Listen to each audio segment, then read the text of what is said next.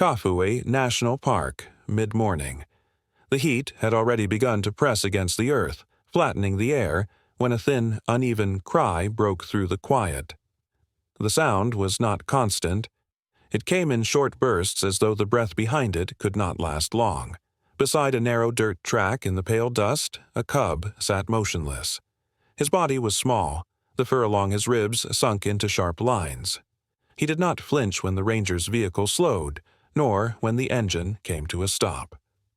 His gaze remained fixed, unblinking, as if watching the shape of the approaching figure was all the energy he could give. Daniel, the park ranger on patrol, stepped down from the cab, keeping his movements low and measured. His boots pressed shallow prints into the dry earth. The cub's ears shifted slightly, tracking the sound, but his paws did not move. In the harsh light, Daniel could see the fine tremor running through the young body, the faint quiver in each breath. This was no accidental encounter. A cub, alone here in the open, was in danger every moment he remained. Without the protection of a pride, the heat, scavengers, and even passing predators could end his life before the sun fell. Daniel stopped a few meters away, allowing the air between them to settle. The cub's tail was still, stretched flat behind him, his front paws tight together in the dust. No marks of injury were visible. But his condition told another story. The soft layer of baby fat gone, the legs too thin to match the size of his head. He might have been separated for hours or for days. Either way, time was running out. The sound of a distant hornbill carried through the heat, but otherwise the plain was silent. He knelt slowly, resting one hand on his knee, letting the cub see his outline drop lower. In these moments, sudden movement could trigger panic, and panic could drive the cub into the brush, into the reach of unseen dangers. Daniel knew the reality. If the cub bolted, there would be little chance of finding him again, and if he ran, he might not survive the night. The cub's head lowered fractionally, as if under a weight. His eyes remained fixed on Daniel, wide and steady, but his breathing was fast now, quick puffs lifting the dust from the ground.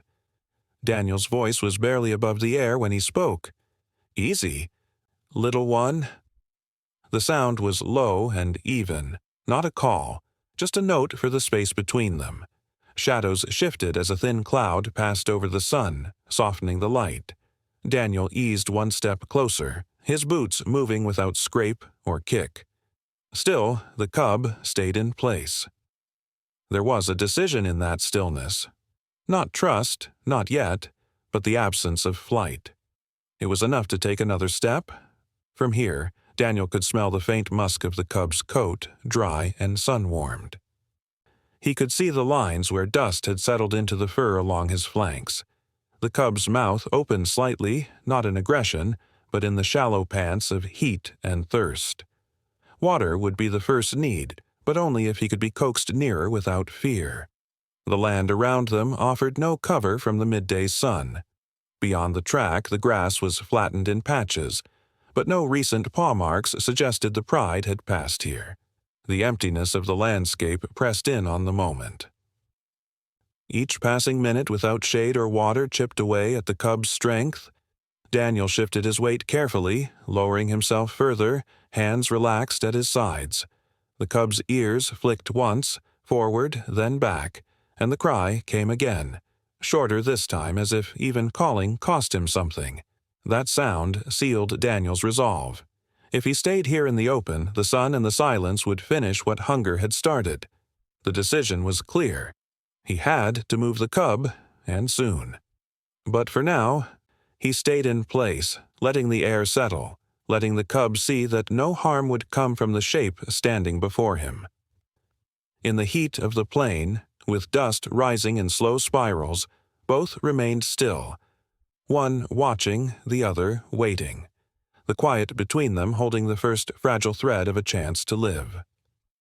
Daniel moved in small, deliberate steps, each one closing the space between him and the cub by the smallest measure. His hands hung low, palms turned slightly outward, his shoulders loose. In the hard noon light, every movement seemed amplified. The shift of his boot in the dust, the faint creak of the strap on his pack. The cub's head lowered as he drew nearer, chin dipping toward the ground, but his body stayed in place. A tremor passed through his narrow frame, making his thin legs quiver. Then the cry came again, softer this time, but with the same steady note, not warning, not fear, but something in between. As if the sound itself was holding Daniel in place, the air around them was still, heavy with heat. Daniel glanced briefly toward the tree line in the distance, scanning for any movement. Nothing. No ripple of grass to suggest other lions, no bird calls sharp enough to signal disturbance. This cub was truly alone. His survival now hinged on a single choice, whether he would stay close enough to be helped or bolt into the wide emptiness. If he ran, the thin body wouldn't last an hour in the open. Daniel crouched, bringing himself level with the cub's gaze. The young lion's eyes followed him, wide and unblinking, catching small glints of light. Each shallow breath the cub took lifted the dust in front of him in the faintest puffs. The tremor in his body did not stop, even as his paws dug slightly into the earth for balance. The ranger waited. In moments like this, the wrong pace could undo everything. He reached slowly into his side pouch and drew out a small bottle, tipping it just enough for the cub to hear the faint swish of water inside. The sound made the cub's ears twitch forward, then tilt back again in hesitation. Thirst could draw him closer, but fear could send him fleeing before Daniel had the chance. He poured a little into the lid, setting it gently on the ground between them.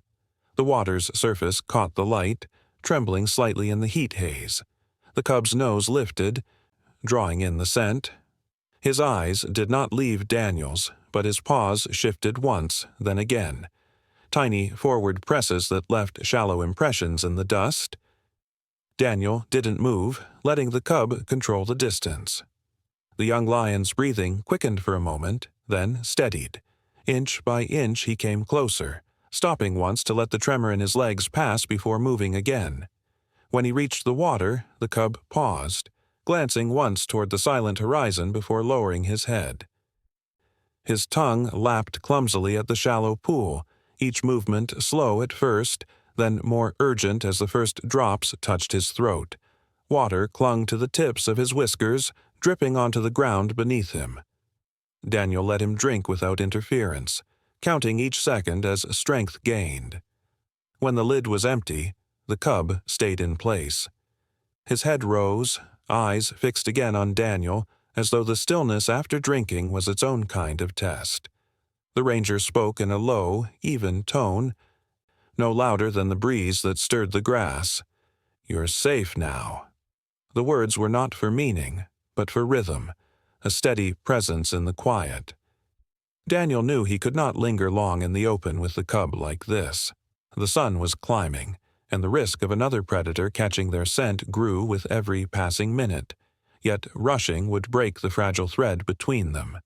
He shifted slightly, testing the cub's reaction. The young lion did not back away. That was enough. In the space between them, something had shifted. Not trust, not yet, but the first step forward. A choice had been made in the cub's stillness. To stay, to drink, to let the distance close. It was a beginning, and in the wild, beginnings could mean the difference between life and death. Daniel rose slowly from his crouch, his knees stiff from holding still. The cub stayed where he was, sides lifting and falling with shallow breaths. Daniel turned his eyes to the distance, sweeping the grassland in long, patient arcs. The land offered no movement but the shiver of dry stalks in the heat. Beyond, the tree line stood in a haze, the trunks pale and unmoving. If a pride had passed through recently, there would be signs. The soft crush of grass in a line, the scuff of pads in the dirt, the scent of fresh kills on the wind. But here, there was nothing. He stepped away from the cub only far enough to check the ground more closely. The dust was smooth, save for the cub's own faint paw marks and the shallow indentations from his earlier steps. No heavier prints crossed here, no drag marks from a carcass, no scent carried on the air but the dry tang of soil and the faint musk of the cub himself. Daniel's eyes narrowed toward the east, where a thin shape circled in the pale sky. A vulture, drifting in slow turns. Then another joined it, their shadows passing briefly over the ground near the horizon. It was a bad sign, the kind that could mean a kill nearby, or something worse.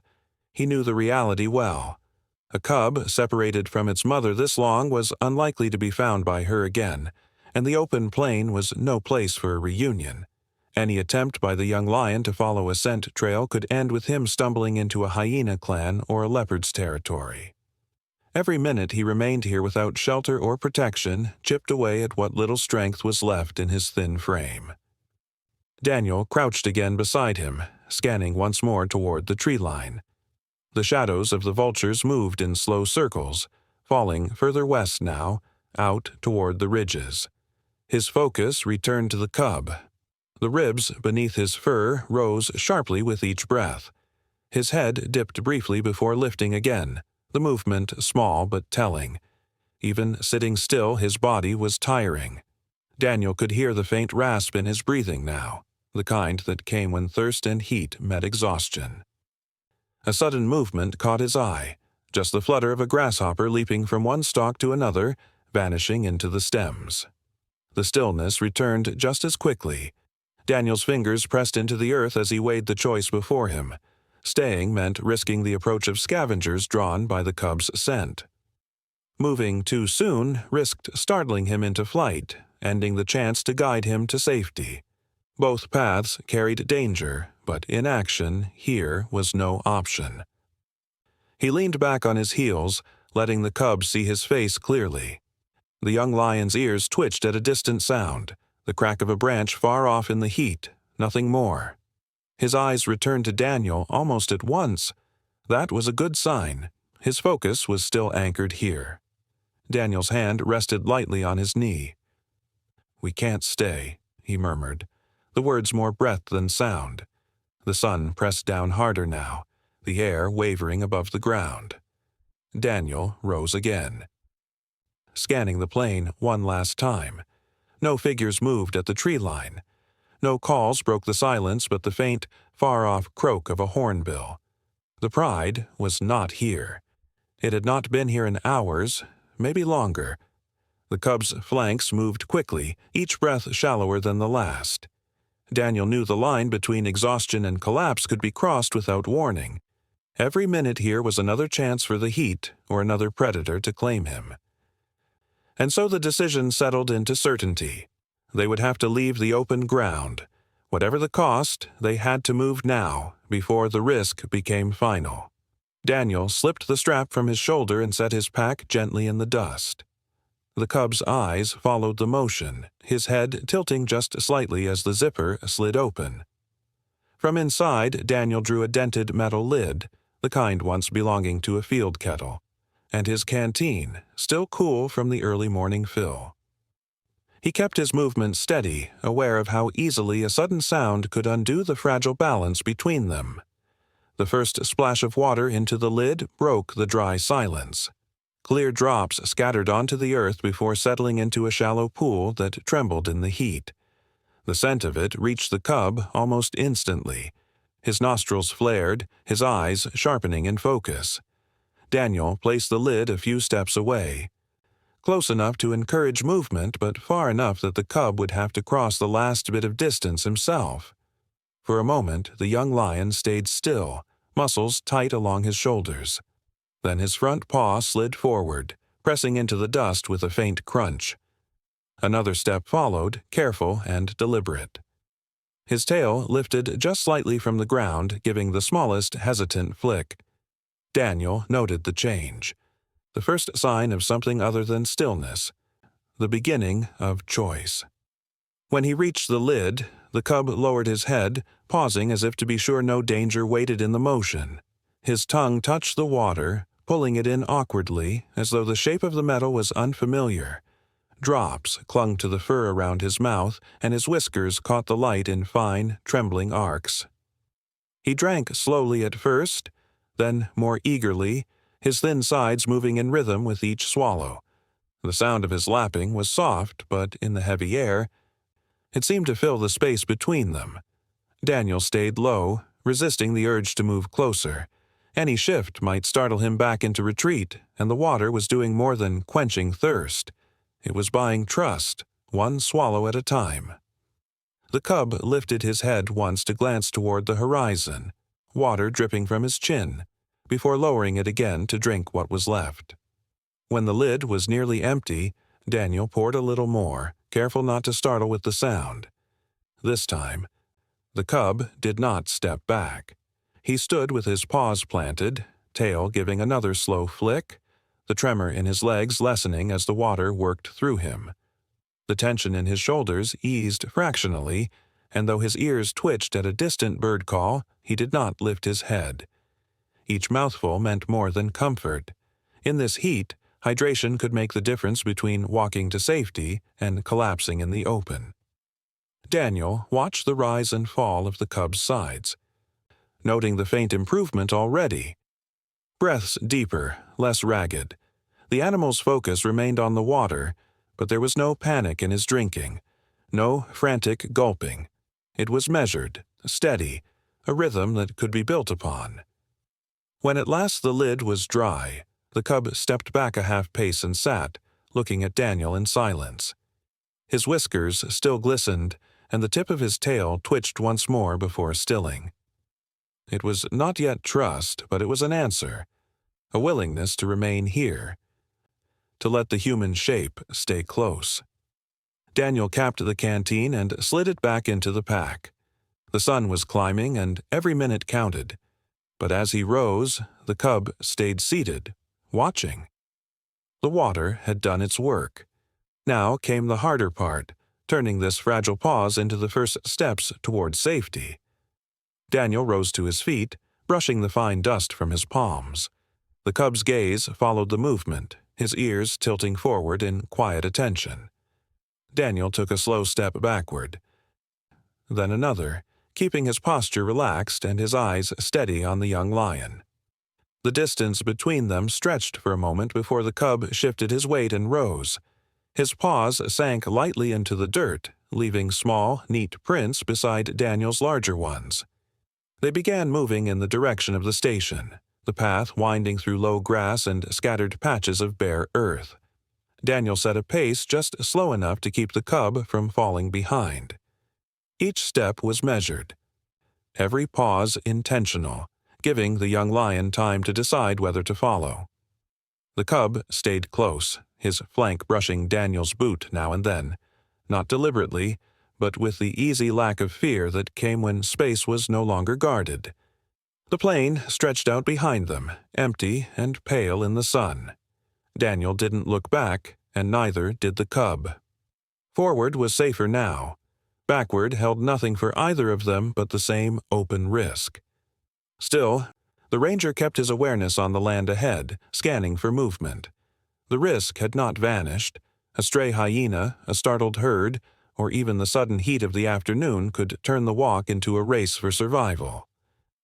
The cub's breathing was steady, but Daniel could feel the faint tremor in each brush of his step. This was not a cub with reserves to waste. Every stride was a small victory, each one bringing them closer to shade and water.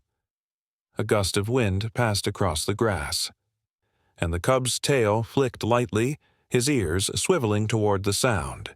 Then, without hesitation, he fell back into step beside Daniel. They passed a patch where the ground dipped into a shallow hollow, the soil there darker, holding the memory of an earlier rain. Daniel slowed as they climbed out of it, watching the cub's gait. The steps were short but even, no limp, no falter, a good sign for the distance still ahead. In the quiet, the only sound was the soft scuff of paws and boots on earth, a rhythm that spoke of fragile progress. A lone acacia tree rose ahead, its thin canopy casting a ragged shadow over the path. Daniel paused there briefly, letting the cub settle into the cool patch. The young lion stood for a moment, then lowered himself to his belly, paws stretched forward, eyes half closed in the relief of shade. They didn't linger long. Stopping too long risked drawing unwanted attention. As they moved on, the cub stayed just at Daniel's side, sometimes close enough for the edge of his whiskers to brush the ranger's leg. It was an unspoken alignment, not forced, not coaxed, simply chosen. The empty plain behind them grew smaller with each step, until it was only a pale line on the horizon. The station was still some distance away, but now there was momentum, and momentum was safe. Daniel kept his pace steady, his eyes on the track ahead. The cub followed without looking back, each step carrying him further from the place where the heat and silence had held him still, and closer to the chance of surviving the days to come. The small reserve enclosure sat at the edge of the station grounds, bordered by low fencing and a scatter of acacia trees. Daniel led the way through the gate, holding it open just wide enough for the cub to slip inside. The young lion moved without hesitation now, paws soundless on the dry earth. Inside, the space was still, touched by the light rustle of leaves above. The largest acacia cast a long pool of shade across the ground, and it was there the cub settled, lowering himself with a slow fold of limbs until his body rested flat against the cooler soil. Daniel placed a shallow metal dish a few paces away and filled it with chunks of fresh meat. The scent reached the cub immediately. He lifted his head, nostrils twitching, and after a short pause, rose to eat. He fed in short bursts, tearing at the meat with quick, deliberate bites before pausing to rest, his flanks rising and falling in the steady rhythm of recovery. When he paused, his eyes lifted to Daniel, holding his gaze with quiet intensity before lowering again to the food. The ground under the acacia was littered with fallen pods and the fine powder of dust from weeks of dry wind. A thin beam of light broke through the canopy, brushing across the cub's back, revealing the faint ridges of his ribs that had yet to fill out. Daniel sat a few meters away, his posture relaxed but his attention sharp. Every so often he spoke, not in commands, but in the same calm tone he had used on the plain. "Easy, boy." The words carried no urgency, only reassurance filling the quiet between each sound of chewing. The cub's ears flicked toward him at every phrase, though his focus always returned to the meat.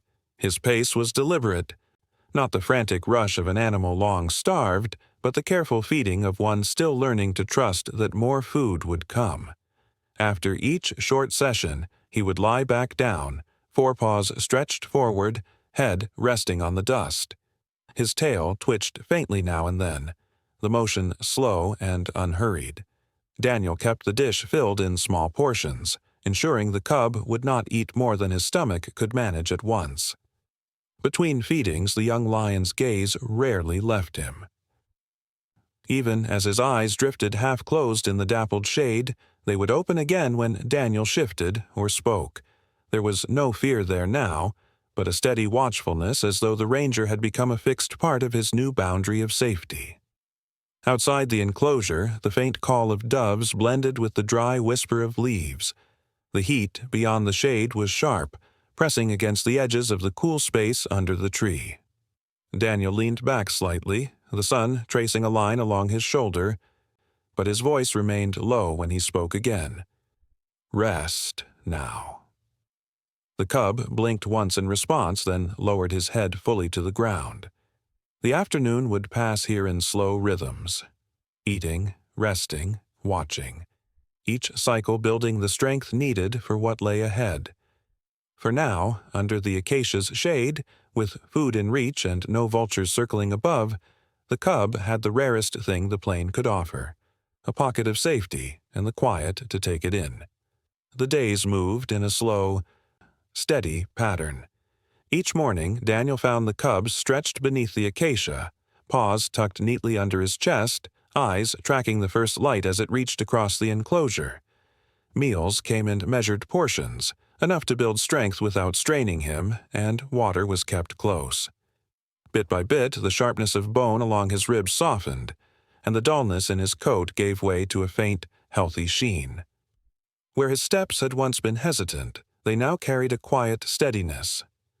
his paws pressing deeper prints into the dust. The heat of the afternoons no longer kept him entirely still. He would rise to explore the shaded edges of the fence, his tail sweeping in slow arcs, nose pressed to each new scent carried in on the wind. Daniel watched without interference, content to let the cub reclaim the movements his body had once resisted. These small displays, a brief stretch into a lope, a shake of his head to settle his mane, were the clearest signs yet that his strength was returning. Some mornings, before the station stirred fully awake, Daniel would stand by the gate, leaning against the post as the cub paced quietly nearby. The rhythm of his breathing had deepened. The rasp that once clung to each inhale was gone. When he rested, it was not the collapse of exhaustion, but the measured pause of an animal conserving energy for what might come next. On the 7th morning, the air carried a faint coolness from the night before. The sun had just cleared the horizon when the cub's head lifted sharply, ears pricking toward the open plains beyond the station.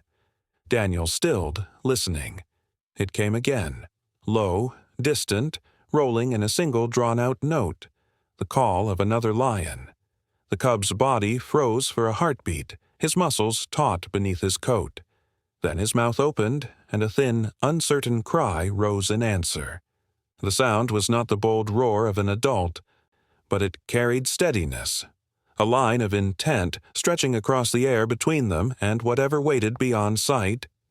When the last note left him, the cub stood motionless, his gaze fixed on a point far beyond the enclosure. Daniel felt the weight of that call, both the one they'd heard and the one given in return. It was instinct speaking, a thread tying this young lion to something larger than himself, the memory of a pride, or the pull of the wild still moving in him despite the weeks apart. The cub sat back slowly, eyes never leaving the horizon, ears still turning toward the faintest echoes. For a moment the enclosure seemed smaller, its shade and shelter less complete against the call of the open land. Daniel knew the sound could be a promise or a danger, and that either way the cub would feel its pull. The morning passed with the young lion glancing often toward that same stretch of plain, his body alert even in rest. The return of strength had not only mended his body, it had woken something older, something that could not be kept forever under the quiet of the acacia's branches. The call had been heard and answered. The space between them and the horizon felt shorter now, and Daniel knew the day was coming when the cub's steps would follow it. The morning they set out was cool, the air carrying the faint scent of rain far to the west. Daniel led the way in the open vehicle, the cub riding low in the bed, his body crouched but calm. They followed the tracks along the park's boundary, skirting the open plain and keeping to the gentler ground where the grass grew thick. The call from days before had come again in the night, closer this time, and Daniel knew there was a chance, slim but real, that its source would still be near.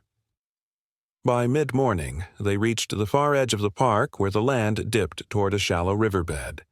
There, in the dappled shade of mopane trees, a small pride lay scattered in the grass. At first, only a single lioness lifted her head, her amber eyes narrowing toward the sound of the approaching vehicle. Her body shifted, the slow rise of muscle beneath her coat as she stood and stepped forward. Daniel cut the engine and waited, letting the quiet settle. The cub stood now, tail hanging low, his gaze locked on the figure ahead. The lioness came closer, her pace deliberate, head angled to catch his scent. When she was only a few paces away, the cub stepped down from the vehicle. Paws sinking into the soft earth. He hesitated for a single breath, then moved forward, each stride quicker than the last. The lioness lowered her head, her whiskers brushing his cheek as she breathed him in. Then she nuzzled hard, pressing him against her chest with a low, rumbling sound deep in her throat. The cub leaned into her, his small body almost disappearing into the curve of her neck. Another lioness rose in the background, watching, but did not approach. This moment belonged to the two of them alone. Daniel stayed back, his boots rooted in the grass, watching the reunion unfold. It was not marked by noise or drama, just the solid press of bodies, the slow exchange of scent, the quiet certainty of recognition. The cub's tail flicked once, then stilled. There was no fear now, no hesitation. The lioness turned, leading him toward the others. He followed without pause, his head high. His steps light with a strength that had not been there weeks before. The pride shifted to make space, and soon the tall grass swallowed them both, their tawny coats blending into the sway of the stems. Daniel remained where he was until the last trace of movement was gone, the only sign of their passage a faint rustle fading into the wind. He knew the cub would not look back, not out of forgetfulness, but because the path forward was his now, tied to the land and the family that had reclaimed him. The grass swayed gently in the breeze, the mopane leaves whispering above. Daniel turned toward the waiting vehicle, the weight of the moment settling into the quiet around him. In the wild, miracles were seldom loud. More often they were this: a silent return, a life restored, and the space to walk away without needing to see it again.